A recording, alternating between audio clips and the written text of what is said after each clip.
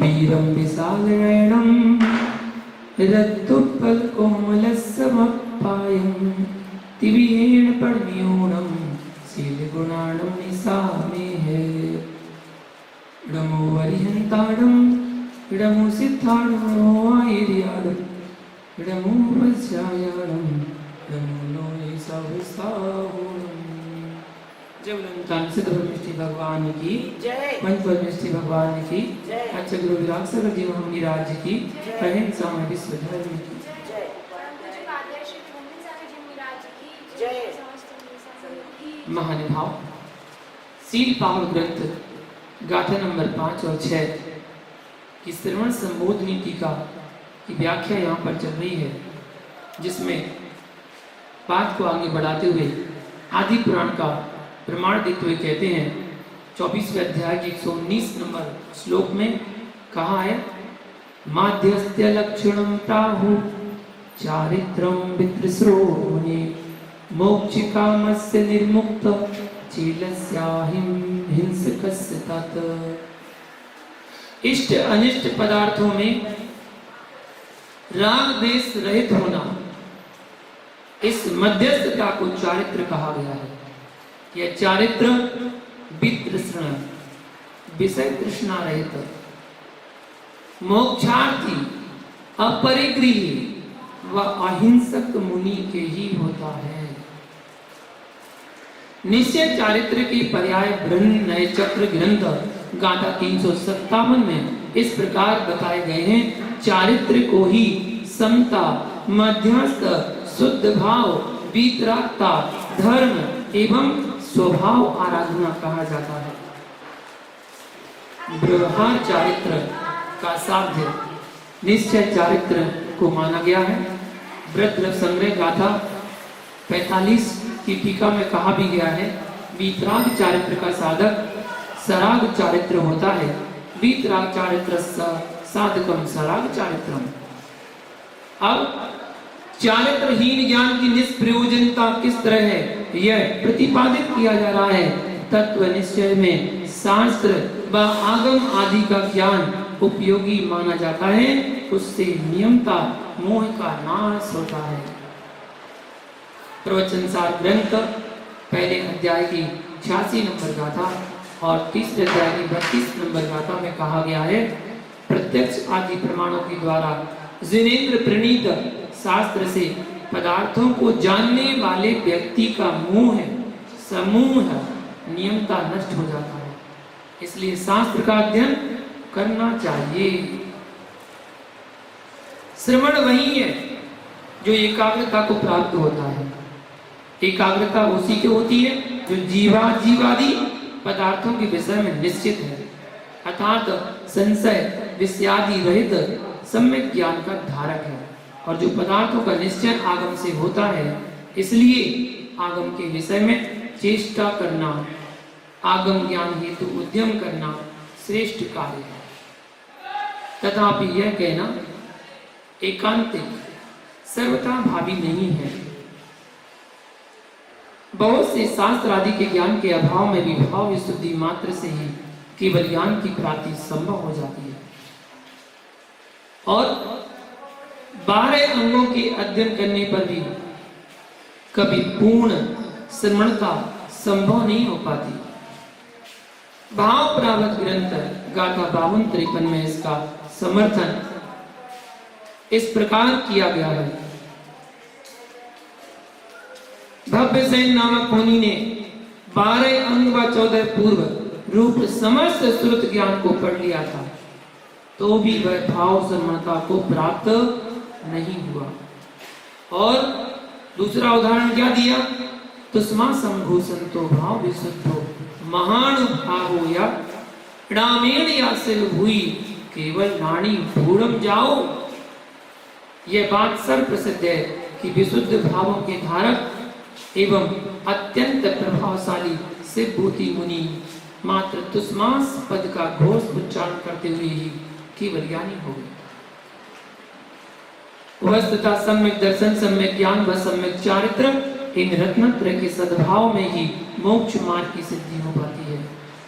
यद्यपि चारित्र में तप का अस्तित्व है, चारित्र में तप भी अंतर्भूत है, किंतु विशेष महत्ता बताने के लिए रत्नत्रय के साथ तप का पृथक परिगणन किया गया दृष्टिगोचर होता है। अतः इन चारों के समायोग से ही मोक्ष सिद्धि का निरूपण किया गया है।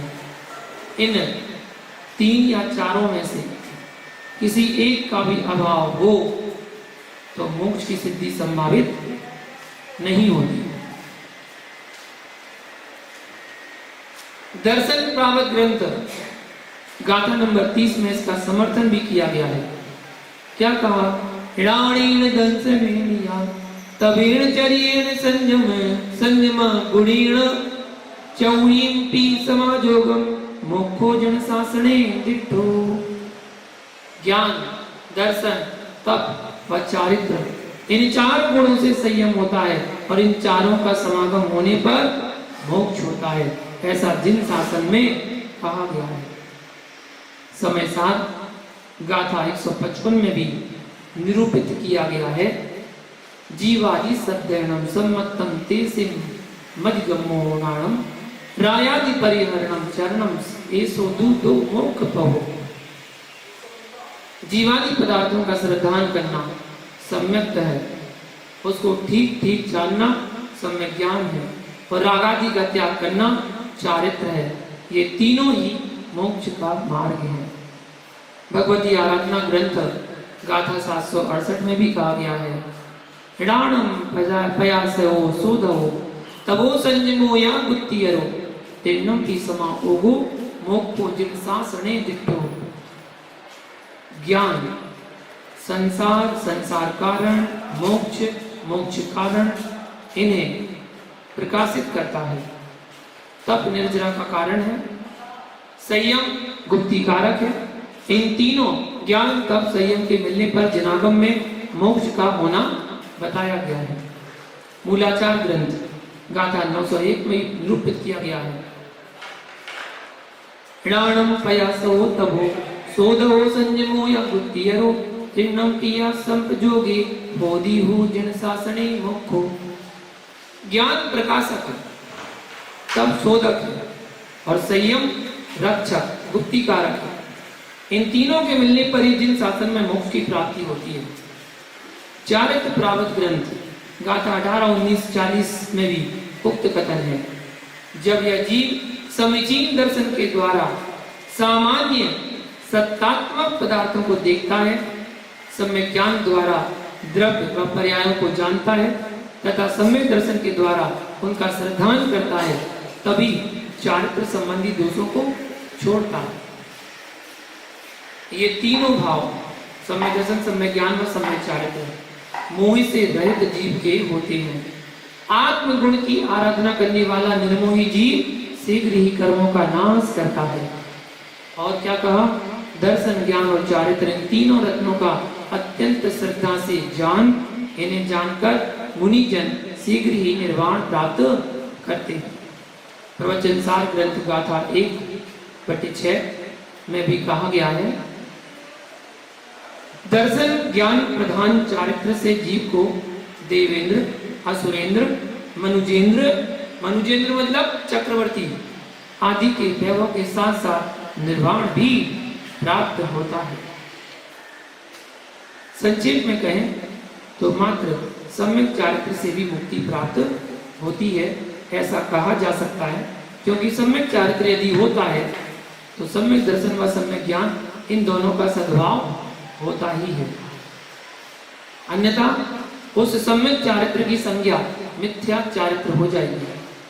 चारित्र प्रावत ग्रंथ गाथा 3 में भी यह कहा गया है, जम जाने तम नाणम जम पिच्छै तम च दंसनम भणियम प्राणस्य पिच्छयस्य या संवर्णा होई चारित्रम। जो जानता है वह ज्ञान है, जो देखता अर्थात श्रद्धान करता है वह दर्शन कहा गया है।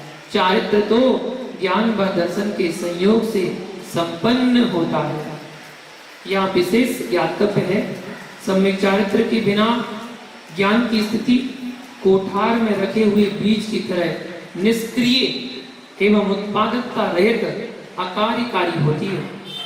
नियमसार ग्रंथ गाथा 76 की टीका में मार्ग प्रकाश ग्रंथ के उद्धृत श्लोक में भी यह बताया गया है, जिस चारित्र के बिना सम्यक दर्शन व सम्यक ज्ञान ये दोनों कोठार में रखे हुए बीज के समान निष्क्रिय होते हैं। सुर असुर व मनुष्यों के द्वारा संस्तुत तथा जिनेन्द्र उपदिष्ट चरण चारित्र को मैं पुनः पुनः नमन करता हूँ। और ज्ञान व क्रिया दोनों से मोक्ष होता है, यह सिद्धांत है। जैसे किसी एक चक्र में रथ नहीं चल सकता, वैसे ही मात्र ज्ञान से क्रिया से मोक्ष संभव नहीं है। इस प्रकार क्रिया रहित या सम्यक चारित्र रहित ज्ञान मोक्ष मार्ग के रथ को चलाने में सक्षम नहीं होता। चारित्र रहित ज्ञान की निरर्थकता अन्य शास्त्रों में भी निरूपित की गई दृष्टिगोचर होती है, जैसा कि मोक्ष प्रावत ग्रंथ गाथा 57 व 59 में निरूपित किया गया है। क्या चारित्र रहित ज्ञान से कौन सा सुख मिल सकता है? इसी तरह सम्यक दर्शन रहित तपश्चर्या युक्त कर्म से भी क्या सुख है? 6 आवश्यक आदि अन्य कार्यों में भी भाव रहित प्रवृत्ति से भी क्या सुख मिलेगा? अर्थात नहीं मिलेगा। जो ज्ञान तप से रहित है वह निरर्थक है, और जो तप भी ज्ञान से रहित है वह भी निरर्थक है। इसलिए ज्ञान व तप चारित्र से युक्त जीव को निर्वाण प्राप्त होता है। यहाँ इस प्रकरण में ज्ञान पद की शुद्धात्म ज्ञान या शुद्धात्मानुभूति का ही ग्रहण करणीय है। शुद्धात्म ज्ञान के अभाव में बहुश्रुत ज्ञानी का भी चारित्र जो होता है वह बाल चारित्र ही है। इसका मोक्ष प्राप्त ग्रंथ गाथा 100 में भी इस प्रकार समर्थन प्राप्त होता है। यदि कोई मुनि अनेक शास्त्रों को पढ़ता है तथा नाना प्रकार के चारित्रों का पालन करता है, उसकी वह सब प्रवृत्ति आत्म स्वरूप से विपरीत होती है, इसलिए वह बाल श्रुत व बाल चारित्र कही जाती है।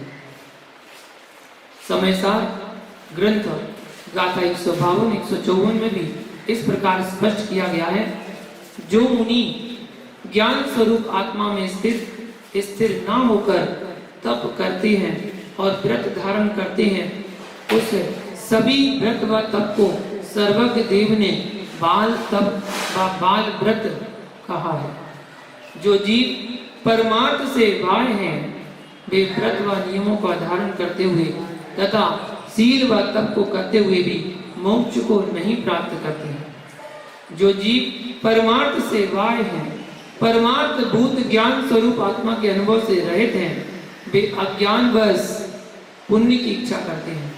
यद्यपि वह पुण्य संसार गमन का कारण होता है, तथापि वे उसकी अच्छी इच्छा करते हैं। ऐसे जीव मोक्ष का जो हेतु ज्ञान स्वरूप आत्मा है उसे नहीं जानते हैं। और सर्वागमधारी भी यदि चारित्र मोहिनी के उदय से रागादि के वशीभूत होकर चारित्र भ्रष्ट हो जाए, तब वह शुद्धात्म ज्ञान से रहित ही है। यह पंचास्ति का ग्रंथ गाथा 167 में भी कहा गया है। क्या? जिसके हृदय में पर द्रव्य संबंधी थोड़ा भी राग है, तो वह समस्त शास्त्रों का पारगामी होने पर भी स्वकीय समय शुद्धात्मा को नहीं जानता। किंतु जो शुद्धात्म ज्ञानी होता है वह तो इंद्रिय विषयों में स्वच्छंद विचरण करने वाले मन रूपी हस्ती को अपने ज्ञान रूपी अंकुश के द्वारा बस में करता है। उसी के सम्यक चारित्र में ज्ञान की शुद्धता या सार्थकता होती है। इसलिए भाव प्राप्त ग्रंथ गाथा 80 में निम्नलिखित रूप से उपदेश किया गया है। हे मुनि श्रेष्ठ, तुम 12 प्रकार के तपश्चरण और 13 प्रकार की क्रियाओं का मन वचन काय से चिंतन कर तथा मन रूपी मध्य हाथी को ज्ञान रूपी अंकुश से बस में कर। इस प्रकार पूर्वोक्त शास्त्रीय उद्धरणों के आलोक में यह स्पष्ट हो जाता है कि सम्यक चारित्र के होने पर ही ज्ञान की सार्थकता है और सम्यक चारित्र के अभाव में उस ज्ञान की निरर्थकता है, यह सिद्ध हो जाता है। शेष विषय कल लेंगे। आज के लिए इतना ही। जय बोलो पारसनाथ भगवान की।